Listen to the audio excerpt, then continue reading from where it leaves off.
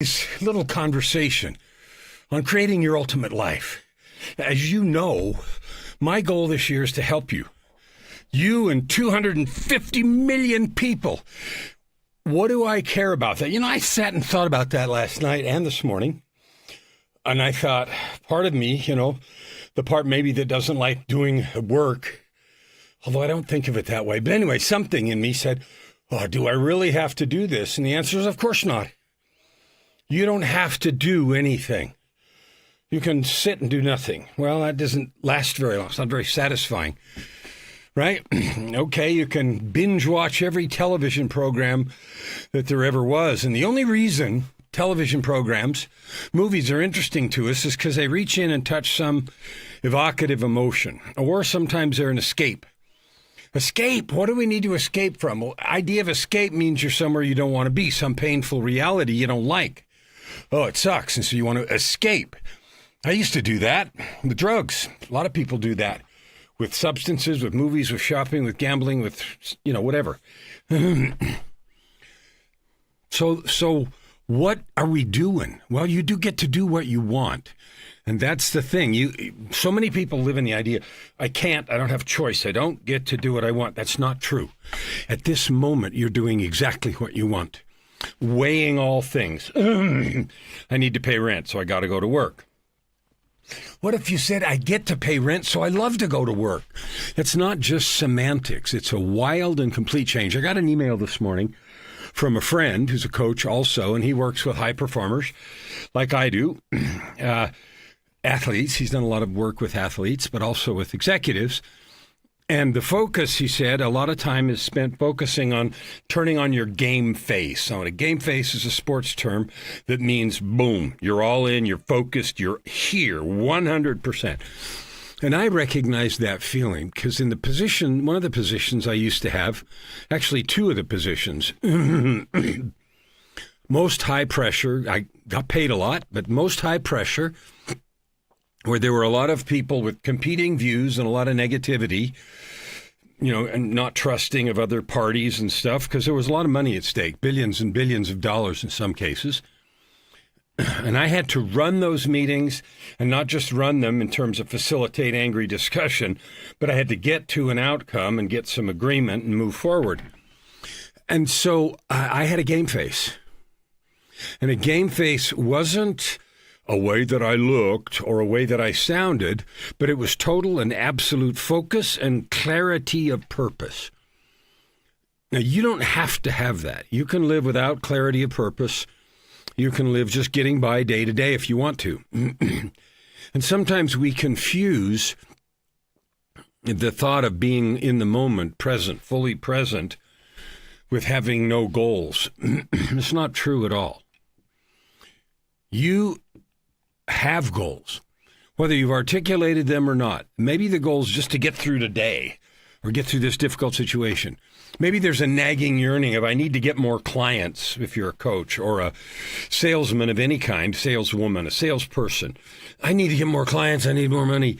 Oh, or maybe you've got a struggle, health struggle. Oh, I got to get past this. You have goals, whether you articulate them or not. What is your relationship to the goal? Do you dread it? Do you hate it?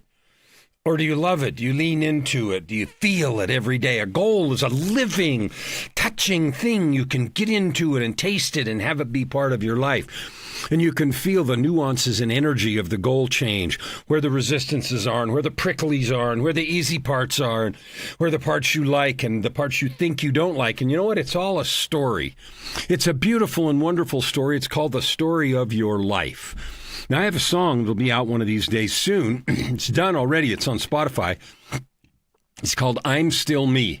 I'm Still Me. And it's not today, tomorrow, sometime in the next 3 or 4 days. And if you've been watching, I've been putting songs out every day now for a little bit, just 2 or 3 days. And I'm going to keep trying to do that every day. And I say try because it takes a lot of editing and work. And so I might skip a day now and then. But anyway, I'm Still Me's coming. And you know what the first verse says? The story of my life is in the blood and tears upon the wall. Now, that's just a visual representation of the story of my life and your life is written in what we've done, I called it blood and tears because that's where the struggles usually are, and I've had a lot of that in my life, and maybe you have too. So what's the point? Well, the point is to make conscious choices because you're doing what you want. Whether you believe it or not, or whether you admit it or not, you are. You're doing exactly what you want right now. And if you disagree with that, or if you get upset when I say that, then do something different. Like you are doing what you want. It may or may not be producing an outcome you imagined, but that's like me wanting to be able to do 100 push-ups and I don't get on the floor and do push-ups. I don't practice. Or me being able to play the piano better or perform or sing or create videos or write books or whatever, and I don't do it. So I want it, but I don't do it. Well, then I don't really want it, because if I wanted it, I'd go do it. Think about being hungry. If you're hungry, you get up and go get something to eat. Why? Because you want to. So if you take all the energy you spend fighting with truth and reality and transmute it or change it or redirect it into getting what you want by doing what is required, we spend so much effort and energy trying to get what we want some back way. The term hacking has become so popular, like, okay, I've got to find a hack. A hack. Well, there's nothing wrong with finding the best way to accomplish something. And if that's a hack, then yay, long live the hacks. But what we often mean is I want to find a shortcut that's not so hard, that's easy, that makes it me not have to try as much, and it's just the royal road to geometry. There isn't one. There may be a shorter and better way to get to wherever you're trying to go than you're on the road you're going. Fine, find it. But if you spend all the time looking for hacks, you're never going to get there. If you spend all the time avoiding doing the work required, you're never going to get there. Think of lifting weights. If I want to get to a certain weight and I look for hacks, that's fine. I may be able to find them a little bit way different, way to stand or form or nutrition or something different. That's fine. It may help me. But if all we do, or if most of our time is spent looking for the easy way, forget it. You're never going to get to your goal. Goals take work. Now, yesterday I talked about surrender, and today I put the title of this as peace. And, I've been jumping up and down here for the first half of this talk, and you may think, what the heck? This isn't about peace. Well, it is. It is. And it follows right on surrender. Now, the surrender trail is a phrase that I coined in the book, Walking Without Fear. And I would invite you again to read that book. If fear is bothering you, if worry or fear or embarrassment or holding yourself back, any of those ways of phrasing that, imposter syndrome, if any of those things are wrecking your life or getting in the way of you living happy and free and joyful, then Walking Without Fear is a perfect book for you. So here's the surrender trail. Step one is surrender. We talked at length about that yesterday. And if you didn't see that, go back. I put it up 5 times yesterday, just because I wanted as many people as possible to be able to see it. But here's the key. Surrender isn't giving up. It's not abdicating. It's not quitting. It's not capitulating. It is trusting. Substitute the word trust. I don't mean blindly trust. I'll close my eyes and let go and let God and the universe is going to fix everything. Garbage. Garbage. Surrender means to trust that there is a plan and a path for you, that however thorny and messy it is, there is a way through. Now that's the key. There is a path. However thorny and messy, it is a way through, and that path will give you perhaps the greatest development and growth. Now, if I trust, or if you do every day, that there is a path, there is a divine plan and path, regardless of how thorny it is, I can get through, and that all of that struggle will make me the best person I can be, then I have nothing to worry about. And so what I surrender is my worry, my fear, my nervousness, my second guessing, everything. So I surrender to the truth that I just said, the trust. There is a path. The thorns are, however thorny it is, there's a way through. And the thorny process is going to give me the best person. I know that's true because I've gone through all my own trials and tribulations, as have you. And when people ask me, and they do all the time, what would you change? The answer is nothing. Love it, just like it is. Why? Because it got me here. And I don't know if any other choices would have got me here, but those got me here. I'm happy.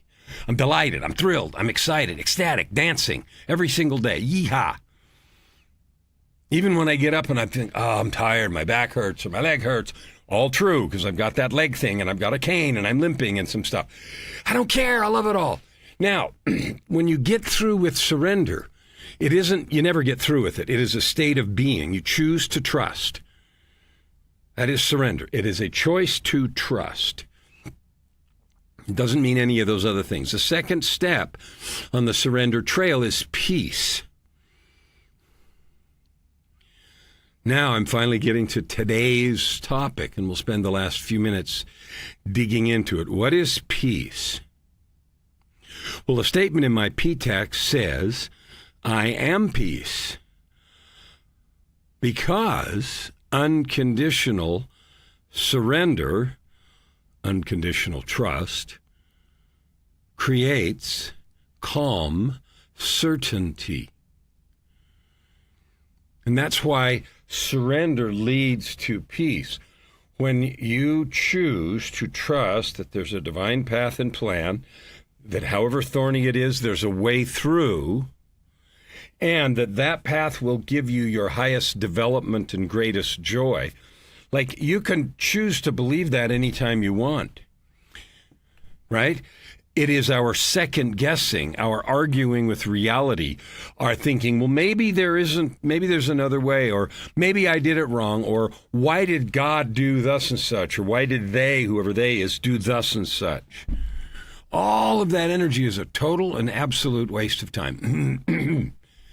Unconditional surrender, unconditional trust, those three things, right? There is a path. However thorny there's a plan. And however thorny the way is, there's a way through. And that thorny path will get you the most results, including cash, if that's what you're worried about. You'll have enough. Purpose, prosperity, and joy, you'll have that.